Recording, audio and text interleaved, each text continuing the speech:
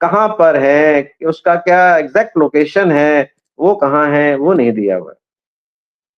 एक अगला पॉइंट है कि वो लिखा है कि कैन यू से definitely that the injury shown against column number 17 and 18 जो हम लोगों ने अभी डिस्क्राइब किए हैं, क्या वो एंटी मॉर्टम है, यानी कि क्या मृत्यु से पहले हुई है, ना कि मृत्यु होने के बाद कर दी गई हैं। तो इसमें लिए लिखा गया है कि ये यस एंटी मॉर्टम, यानी कि जो इंजरीज हैं वो आपके मृत्यु होने से पहले, यानी कि इंजरी होने के बाद ही मृत्यु हुई है, ऐसा लिखा गया है। तो अगर फॉल में हुई है तब भी अब ये कह सकते हैं कि ये एंटीमॉर्टम है, लेकिन अगर फॉल में नहीं हुई है तो इसका मतलब या तो इनको पहले मारा गया, उसके बाद इनको रखा गया, वो जैसे कि वो एक अभी तक एक कंटेंशियस इशू है कि फॉल है भी कि नहीं है, ये भी एक अपने आप में एक सवाल बना हुआ है अभी तक। नहीं है। अब आ जाइए पॉइंट नंबर 19, सीरियल नंबर 19। इसमें हेड का एग्जामिनेशन, सर का एग्जामिनेशन।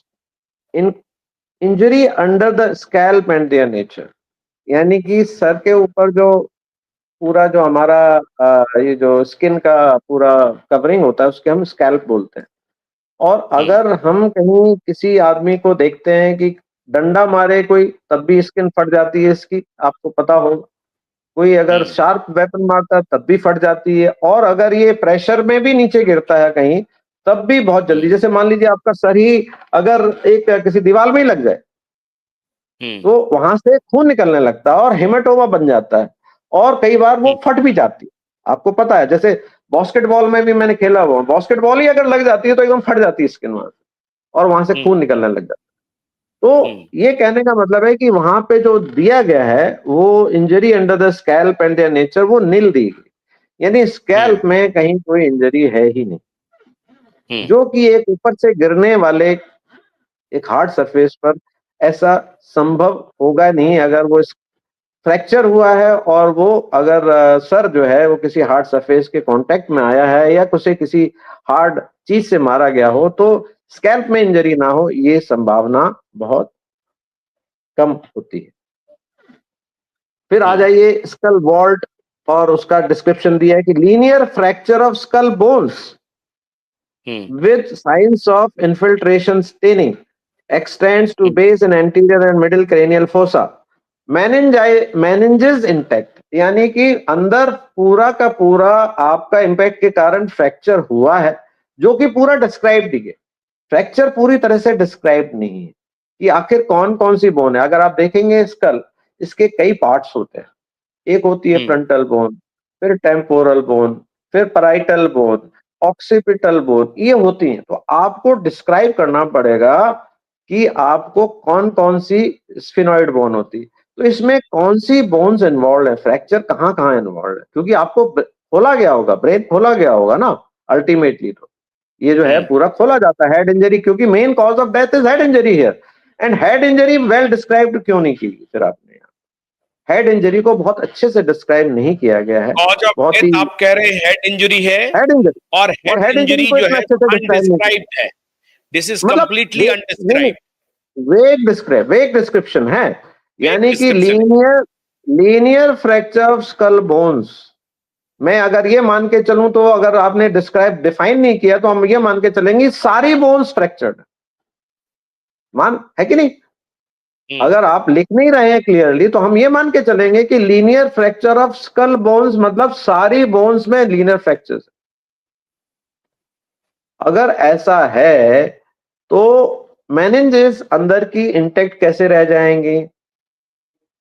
अंदर के जो ब्रेन की कवरिंग होती हैं वो कैसे इंटेक्ट रह जाएंगी अगर आपके अंदर फ्रैक्चर इतना सीवियर हुआ है, आपका नाक से खून आया है, मुंह से खून आया है, तो ये सारा कैसे इंटेक्ट कैसे रह जाएगा? तो खून एस्केप करेगा कहां से अगर मेनिंजेस इंटेक्ट है? तो खून एस्केप कहां से करेगा? अभी आ जाइए नेक्स्ट पॉइंट, सीरियल नंबर 20 में थोरैक्स, यानी कि जब छाती का एग्जामिनेशन करते हैं उसका डिस्क्रिप्शन दिया गया है छाती का। अब इस छाती में लिखते हैं fracture multiple ribs with contused intercostal muscles. हम तो ये मान के चलते हैं क्योंकि आपने डिफाइन नहीं किया है इसका मतलब सारी रिब्स फ्रैक्चर्ड है। फिर पहले ऑपरेशन लिखा हुआ था, अभी कह रहा है कि ये देखिए ना, फ्रैक्चर मल्टीपल रिब्स, यानी मल्टीपल रिब्स है, क्या मतलब है, एक से ज्यादा रिब, 2 रिब भी फ्रैक्चर होती हैं और पूरी की पूरी रिब्स भी फ्रैक्चर होती हैं। 12 रिब इधर होती हैं, 12 इधर होती हैं, उसका एक हिस्सा आगे होता है और एक हिस्सा पीछे होता है। रिब्स को होल्ड करने के लिए स्टर्नम होता है और पीछे स्पाइन होती है। अब वो जो, अगर आपका स्टर्नम फ्रैक्चर नहीं है और रिब फ्रैक्चर्ड है और आगे गिरा है व्यक्ति, तो ये समझ में नहीं आता। दूसरी बात, फ्रैक्चर क्या पीछे की तरफ भी है या आगे की तरफ है, दोनों तरफ है, कि ये ही नहीं समझ में आ रहा है कि आखिर कहाँ-कहाँ पे फ्रैक्चर है। तो कितनी बोन्स, कितनी रिब्स फ्रैक्चर्ड है, सिर्फ इतना लिखा है, fracture multiple ribs with contused intercostal muscles. तो कंट्यूज्ड इंटरकॉस्टल मसल तो ठीक है, वो कहीं इंपैक्ट हुआ है, चाहे वो ऐसे गिरा के मारा हो या किसी ने हाथ से तोड़ा हो, और हो सकता है जब आदमी मर जाता है तो कई बार लोग जो है सीपीआर करते हैं और उसको नहीं पता कितना दबाना है, तो उसके कारण भी फ्रैक्चर हो जाते हैं। तो कितने फ्रैक्चर हैं ये नहीं पता क्या तो ये एक क्लैरिटी नहीं है कि आखिर इसमें ये जो फ्रैक्चर रिब्स हैं वो वेल डिफाइंड नहीं किया गया। अब आ जाइए आगे, पेरिटोनियल कैविटी, यानी कि जो पेट के अंदर जो अलग-अलग ऑर्गन्स होते हैं और उसके ऑर्गन्स के बीच में एक खाली जगह होती है जिसे हम पेरिटोनियम बोलते हैं। उस पेरिटोनियम के अंदर आमतौर पर फ्लूइड बहुत कम होता है, पर थोड़ा बहुत होता है। वो इसलिए होता है जिससे कि आपस में फ्रिक्शन ऑर्गन्स का ना हो, इसलिए पेरिटोनियल फ्लूइड बोलते हैं। वो बहुत मिनिमल क्वांटिटी में रहता है और उस जो है आमतौर पर उसमें ब्लड का भी नहीं होता है। तो इसमें 1000 से 1200 सीसी यानी कि ML blood with blood clot seen in cavity. तो ऐसे लग रहा है कि जैसे कि पेट के अंदर ब्लड इकट्ठा हुआ है। अब पेट के अंदर ब्लड इकट्ठा तभी हो सकता है जब उसका सोर्स हमारे एब्डोमेन के अंदर हो।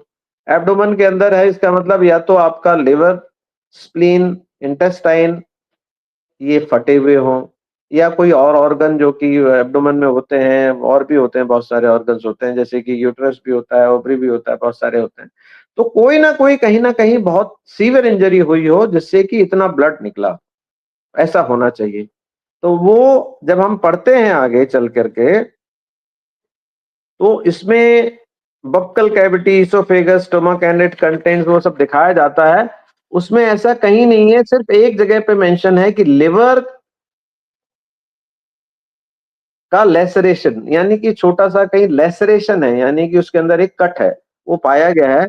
पर वो सिर्फ लिवर का लेसरेशन के कारण इतना ब्लड इकट्ठा हो जाएगा, ये मैं नहीं जानता कि कितना सही है, कितना गलत है। और कमाल की बात ये है कि बाकी कोई ऑर्गन्स अफेक्टेड नहीं है।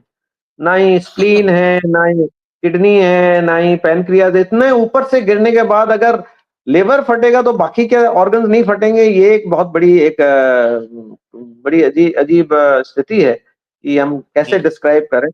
अब हम आ जाते हैं फ्रंटल टीथ के ऊपर, फिर बाद में आया इन्होंने फिर दोबारा से लिखा है कि बक्कल कैविटी टीथ टंग वाले में फ्रंटल टीथ फॉलन, वही जो हम बात कर रहे थे अभी थोड़ी देर पहले। तो फेशियल इंजरी नहीं है और ये टीथ कैसे गिर गए, ये एक हम पहले ही डिस्कस कर चुके हैं कि ये काफी संदेहास्पद चीज नजर आती है। मतलब आप ये कह रहे हैं डॉक्टर साहब कि ये सिर्फ एक लाइन, ये जो टीथ का और जो हेड इंजरी, जो cause of death head injury लिखा है, और अभी उसका हम जो आते हैं, एक एक बार इस बार इसको खत्म कर लें, उसके बाद हम लोग फिर इसके ऊपर अच्छा, डिस्कशन कर लेंगे। हाँ, हाँ, हम आगे आ जाते हैं, तो बाकी जो है जितना भी है उसमें एनल स्वाब इन्होंने लिया है, वजाइनल स्वाब लिया है, ब्लड फॉर केमिकल एनालिसिस लिया है, वो सब लिया है।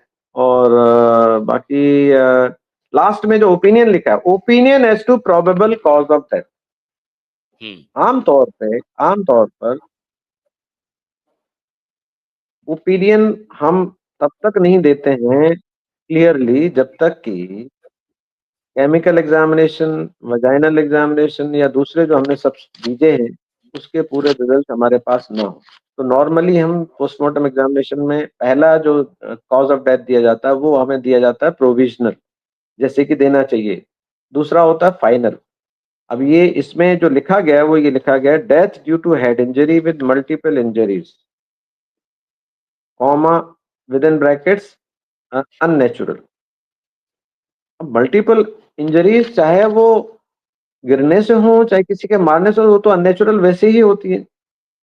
तो इसमें कुछ अलग से मेंशन करने की आवश्यकता नहीं है। Death due to head injury जो है वो देखने वाली है कि अगर हेड इंजरी सिर्फ डेथ का कारण है और जो फाइंडिंग्स हैं जो हेड के वो इसके साथ इतने हाइट से वो जस्टिफाई नहीं हो रहे हैं कि इतनी कम इंजरी जो है इतने ऊपर से गिरने से। हम मान लेते हैं कि मान लीजिए इम्पैक्ट हेड पे ना गया हो, पहले बॉडी पे चला गया, तो बॉडी में इंजरीज होने चाहिए थे, बॉडी पे इंजरीज होनी चाहिए थी। कहीं पे भी किसी लॉन्ग बोन का कोई फ्रैक्चर नहीं है, एक भी लॉन्ग बोन